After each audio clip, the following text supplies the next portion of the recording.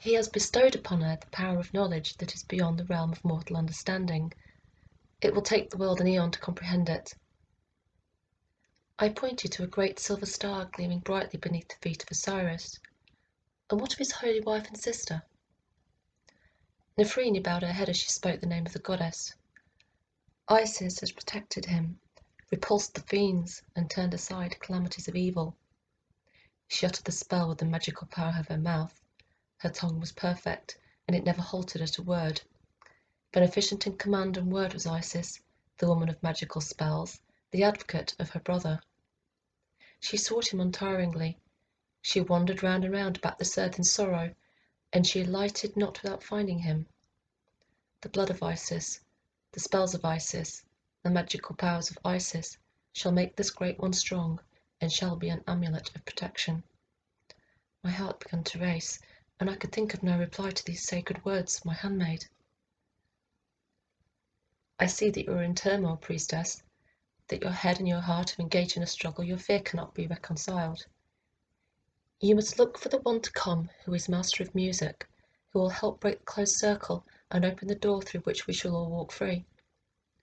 It is stated quite clearly in the book written by the gods that there is a returning road to eternity, ever unfolding in a living spiral beyond the reaches of time. More than 500 years will pass before the door is fully opened, 2,500 more before you or I can pass through it. But the time when the master musician comes to unite with the muses of the temple is almost here.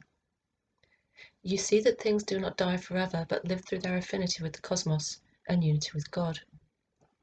The maps of the stars are imprinted upon your psyche. You are the mirror of heaven on earth, for as it is above, so shall it be below, in order to accomplish the miracle of the One. As the last word left her tongue, she leant slightly towards me and smiled strangely.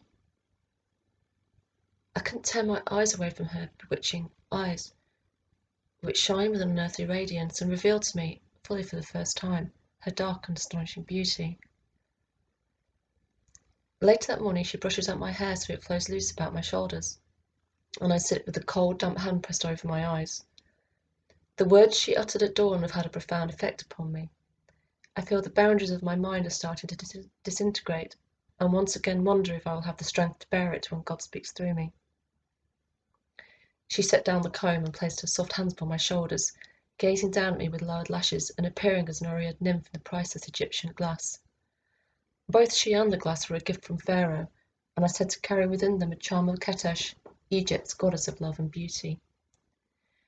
She senses my anxiety and bids me in her heavily accented Greek to look into the glass again, priestess, as she sets alight a tightly wrapped bundle of leaves from a flaming lantern which hangs beside the doorway.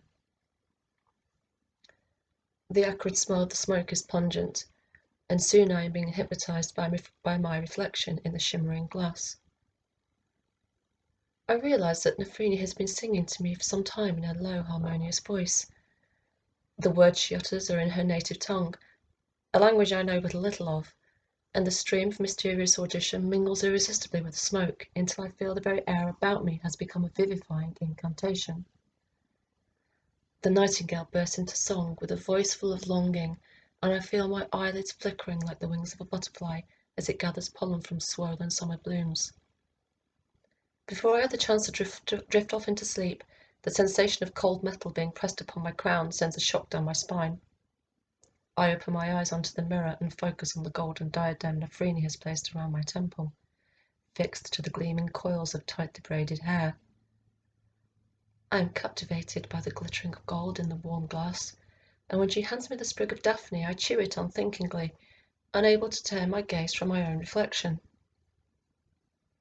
I have lost my sense of time, and see the time changing. The golden band is shifting shape, and it blurs before my unblinking eye. I feel as if a wholly irresistible force is holding me still upon the seat, commanding my mind to empty as the shimmering golden snake slides around the left side of my face and cups my chin. In the next split moment, there is no face at all that I can see, simply the image of a lyre, clear as the glass itself, defined and unmistakable. A single note, a perfectly tuned string from the top of the octave, sounds in the centre of my mind. It radiates outwards, so it inhabits every space around me, clear as light and purer than untainted gold, herald of God's presence. The snake bites its tail. The form of another inhabits my own entirely. Then comes music,